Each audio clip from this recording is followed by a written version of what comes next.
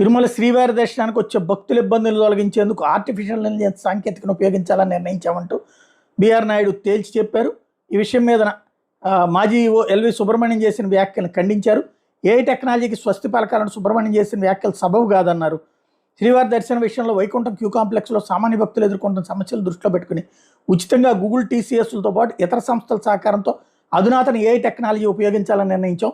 2 గంటల్లో భక్తులకు దర్శనం కల్పించాలని టీటీడీ పాలక మండలి ముందుకు వెళ్తున్న సమయంలో టీటీడీ ఈవోగా పనిచేసిన ఎల్వి సుబ్రహ్మణ్యం ఏఐ టెక్నాలజీపై అవగాహన లేకుండా వ్యాఖ్యలు చేయడం బాధాకరం. శ్రీవారిని దర్శించుకునేందుకు సామాన్య భక్తులు ఎదుర్కొంటున్న జాప్యాన్ని, ఇబ్బందులు తొలగించాలనే ఉద్దేశంతో ఏఐ ద్వారా సాధ్యమైన త్వరగా దర్శనం పూర్తి చేసేందుకు ప్రముఖ సంస్థలు పనిచేస్తున్నాయి.